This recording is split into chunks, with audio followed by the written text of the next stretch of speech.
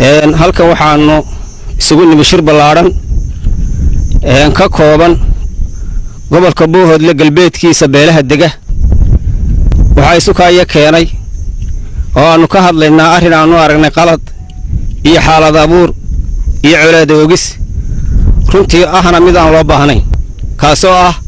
deegaamin la deegaameeyay guriga lagu yaado Gocondhaale waxaanu leenahay idinma cuntanto annaguna waxaanu aqbalayna ma waxaynu ka qaadanay nabad shirkii coodinle waynu isku dhaarsanay waxaynu ku gaadhnay qodobo ka soo baxay shirka oo lagu heshiiyay oo ahaa inaan la deegaameyn karin inta ay noo dhaxaysa deegaan cusub inaan laga samayn karin waxaan leeyahay xaaladda fidnaabuur iyo wacadkeenu ku ballan burburintiisa ayaanu arkaynaa Gocondhaale nabaddu inagu deeqaya sidiisii buu inoogu wacan yahay wixii aan keenteen ka qaada baanu leenahay waxaanu sheegaynaa dawladda Soomaaliland waxaanu sheegaynaa arrinka haddii ay og tahay waxa ka qabato waxaan leeyahay dawladdu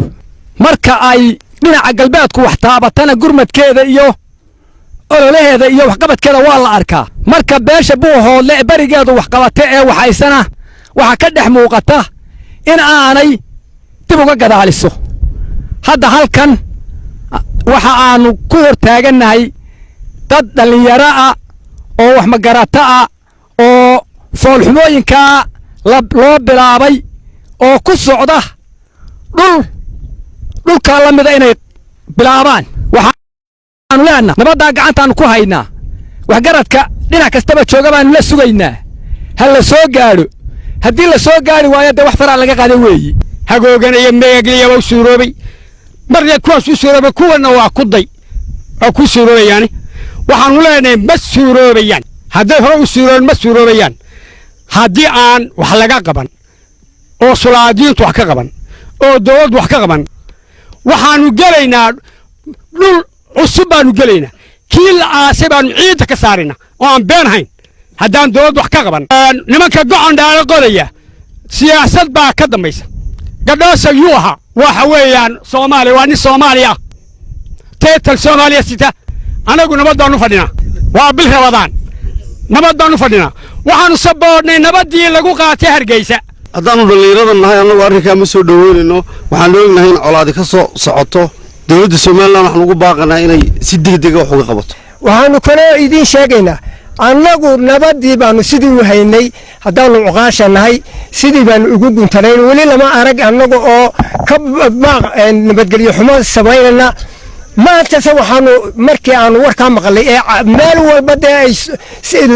lala yimi ee gadhoose iyo inab caluul ciidanka ay hogaaminayaan markii aanu aragnay dee nabadgelyo ma wadaan gadhoose iyo inab caluul nabadgelyo ma wadaan waxay ahaayeen reer Buuhoodle waxay ahaayeen reer hadee baqadarkeeda Puntland dawladda Soomaaliland iyo waxgaradka Soomaaliland hadduu culimo yahay hadduu cuqaal yahay hadduu suldaam yahay dhammaan waxaanu leenahay la soo gaaro halkan waxa ka socda waxaan u sheegayaa jiida u dhaxaysa Buuhoodle iyo Qorlugud Harfadhi iyo meesha la yaaho Gocondhaale Qaydar meesha la yaaho Hagoogane Roobdiid waxaan u sheegayaa hay'adaha in aanay isku tagin meeshaas waa meel gabarmana waa meel la isku haysto waa meel colaadi ka taagan tahay hay'adda tagta ee wax lagu yeela iyada is eersanaysa hay'adana waxaan u sheegay inaysan isku iman meeshaas meel lagu muransan yahay ay tahay Qaydar iyo Gocondhaale iyo Roobdiida iyo meesha la yidhaaho Hagoogane